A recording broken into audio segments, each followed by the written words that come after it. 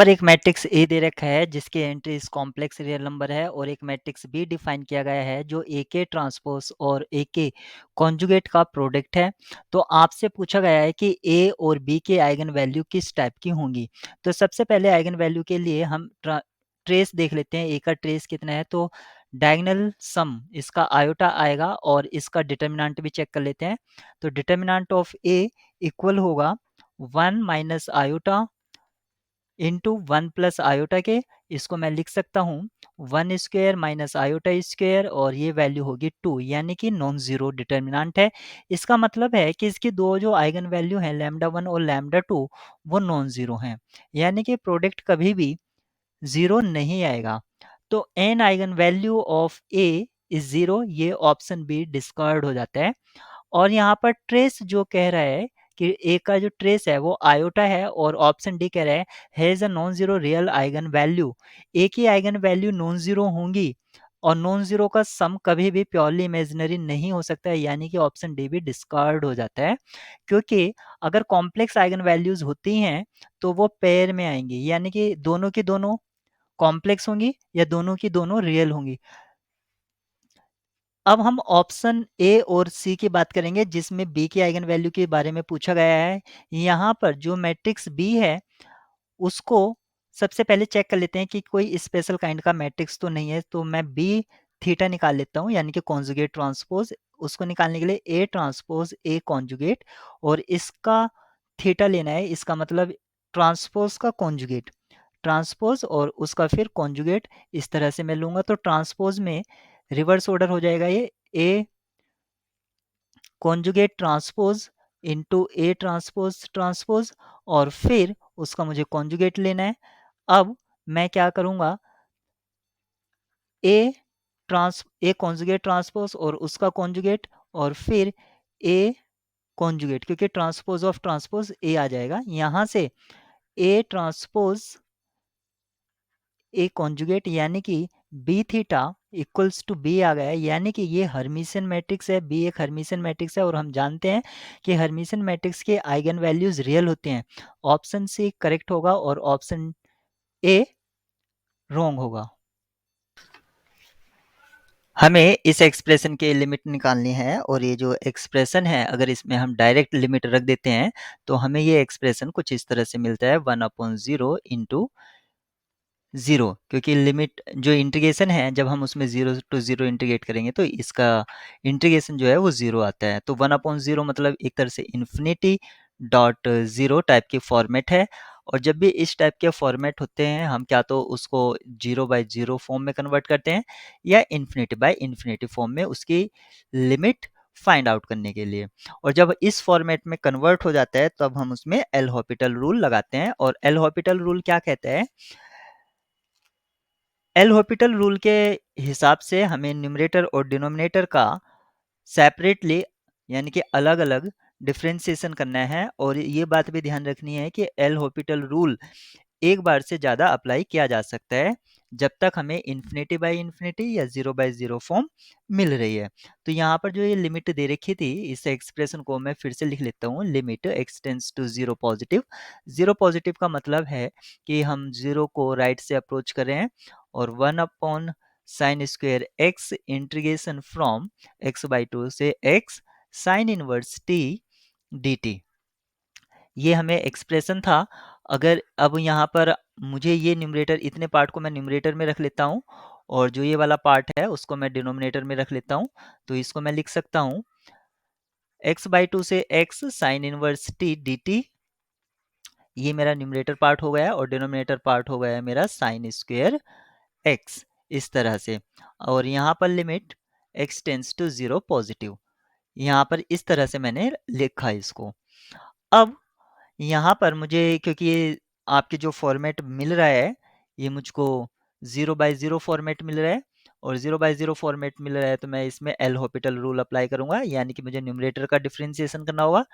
तो differentiation under integral sign, यानी कि मैं इसमें लेबनिज रूल भी अप्लाई करूंगा।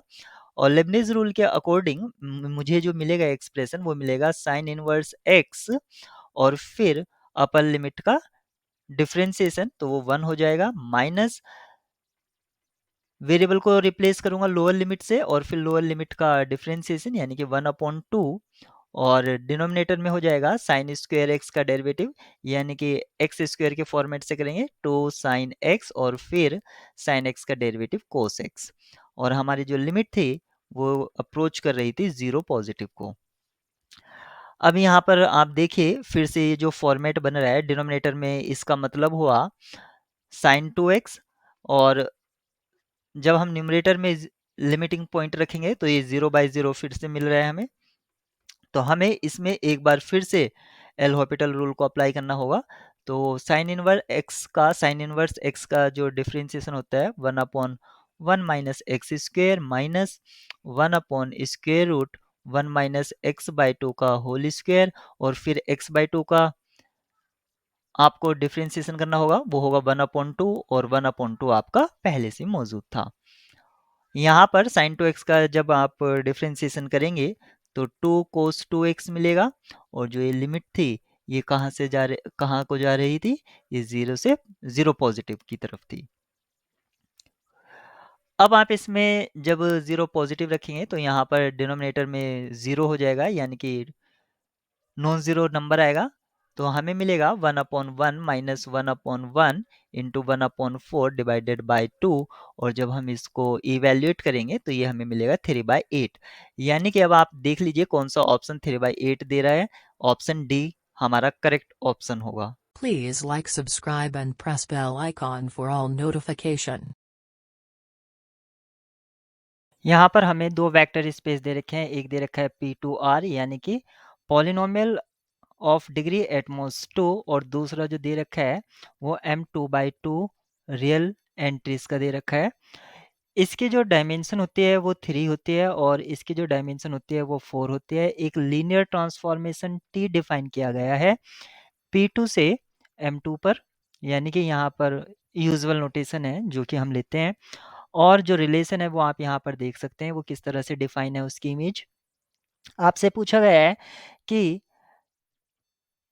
जो T है वो 1/1 या ऑन टू होगा या उसका जो रेंज है किससे स्पैन हो रहा है या नल स्पेस किससे स्पैन हो रहा है। तो सबसे पहले अगर हम T का मैट्रिक्स रिप्रेजेंटेशन बनाएंगे तो ये किस साइज का आएगा क्योंकि इसकी जो डायमेंशन है वो है 4 और डोमेन की है 3 तो ये 4/3 का मैट्रिक्स रिप्रेजेंटेशन आएगा और P2R के लिए हमारे पास स्टैंडर्ड ऑर्डर बेसिस जो होगा जिसको मैंने बीटा 1 बोला वो होगा 1x और x स्क्वायर और M2R के लिए स्टैंडर्ड ऑर्डर बेसिस जो होगा वो 1 0 0 0 उसका दूसरा एलिमेंट होगा 0 1 0 0 और तीसरा एलिमेंट 0 0 1 0 और लास्ट एलिमेंट हम कह सकते हैं 0 0 0 1 यानी कि कोई भी 2/2 का मैट्रिसेस है वो इनके लीनियर कॉम्बिनेशन में लिखा जा सकता है। मैं इसको E1 E2 E3 और E4 कॉल कर देता हूँ। तो सबसे पहले हमें एक इमेज निकालनी होगी बेसिस एलिमेंट की तो T1 निकालते हैं। T1 को अगर मैं निकालता हूँ तो ये मुझे मिलेगा 0 0 0 1 और इसको मुझे लीनियर कॉम्बिनेशन में लिखना होगा कोडोमेन के बेसिस में यानी कि मैं इसको लिख सकता हूँ 0 E1 plus 0 E2 plus 0 E3 plus 1 times E4 इस तरह से मैं इसको लिख सकता हूँ। ऐसे ही मुझे Tx और Tx स्क्वेयर की भी इमेजेस निकालनी होगी।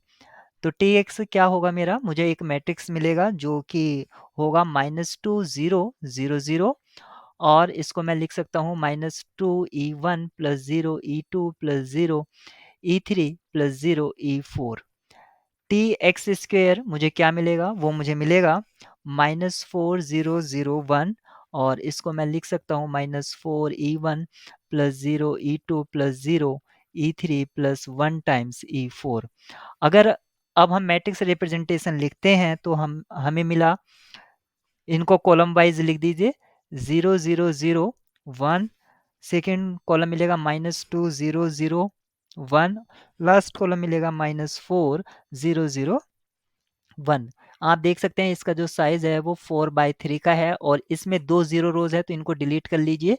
तो यहाँ पर आप देख सकते हैं रैंक आपकी 2 है और नलिटी आपकी 1 है क्योंकि रैंक प्लस नलिटी जो है वो डायमेंशन ऑफ डोमेन के बराबर होती है और डोमेन की डायमेंशन 3 है।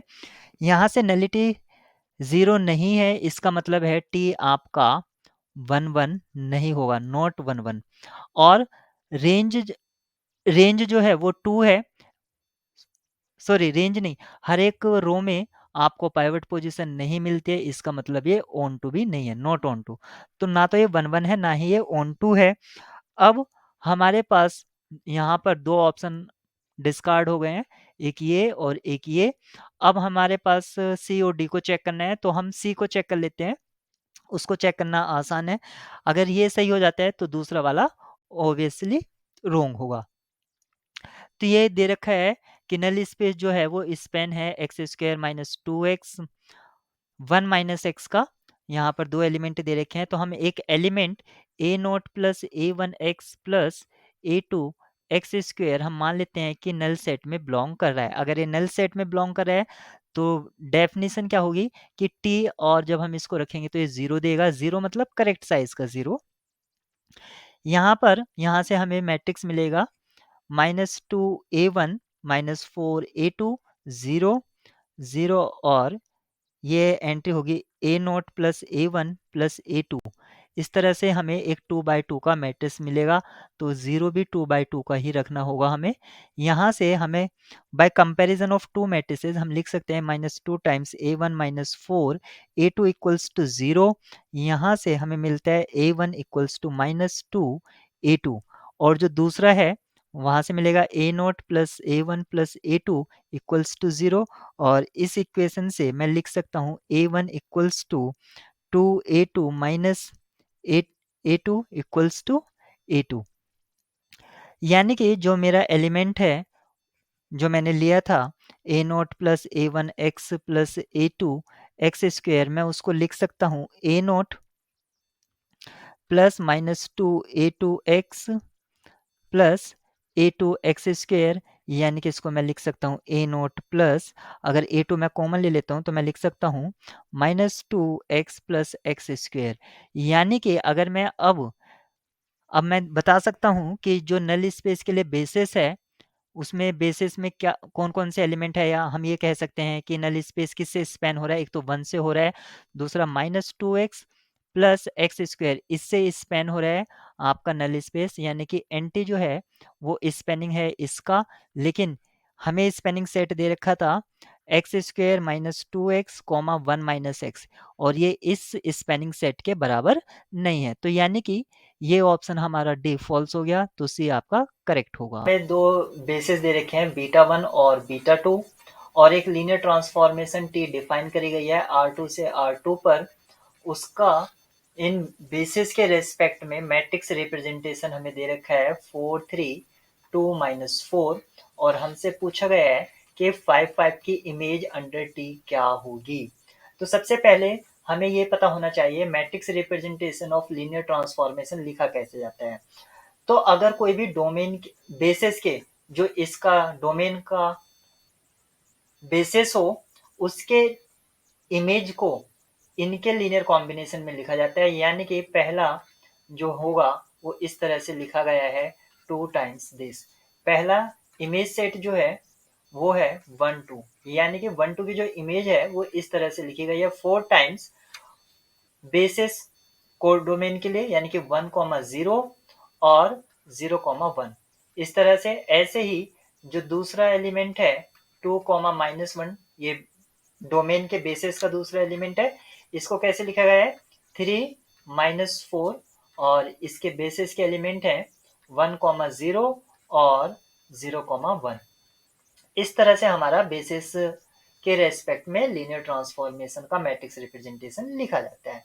तो अब हमें इसको करना कैसे है, तो हम मान लेते हैं एक एलिमेंट ए बी है डोमेन का। अगर ये डोमेन का एलिमेंट है तो इसको हम लिख सकते हैं डोमेन के बेसिस के लीनियर कॉम्बिनेशन में, और वो है एक्स 1 2 प्लस वाई 2 -1। यहाँ से मैं इक्वेशन बना सकता हूँ, यानी कि x plus 2y equals to a और 2x minus y equals to b। यहाँ पर क्वालिटी इक्वेशन 1 और इक्वेशन 2, यहाँ पर कोई एलिमेंट मैंने माना है तो ये मान के चलिए ये एक नॉन एलिमेंट है, या अननोन क्या है यहाँ पर x और y। तो मैं इसमें एलिमिनेशन मेथड से सॉल्व करूंगा x और y के लिए। तो मैं लिख सकता हूँ x equals to a plus 2b upon 5 और y की जो वैल्यू आएगी वो आएगी आपकी 2a माइनस बी अपॉन 5। अब हमारे पास ये वैल्यू आ गई है x और y की। हमें इमेज चाहिए थी 5 5 की, तो अब हम 5 5 को बेसिस के रेस्पेक्ट में लिखेंगे। तो यहाँ पर है a और b की वैल्यू अब हमें पता है, a इक्वल्स टू 5 और b इक्वल्स टू 5 यहाँ पर अब पता है। तो ये क्या हो जाएगा 3 और कोडोमेन का बेसिस क्या है, वो है 1,0। सॉरी, हमें इस इक्वेशन को यूज करना था 1,0 नहीं 1,2 प्लस y का वैल्यू क्या आ जाएगा, ये आ जाएगा 1 और ये होगा 2,-1। अगर मैं इस पर लीनियर ट्रांसफॉर्मेशन अप्लाई कर देता हूं तो ये हो जाएगा। और 3t12 की इमेज हमें पता थी, t12 की इमेज थी 4,2। तो मैं यहाँ पर लिख दूंगा 4,2 प्लस यहाँ पर इमेज है 3,-4 और इससे मुझे मिलेगा 15,2। 15,2 आप यहाँ पर देख सकते हैं ऑप्शन डी में है, तो ये करेक्ट होगा।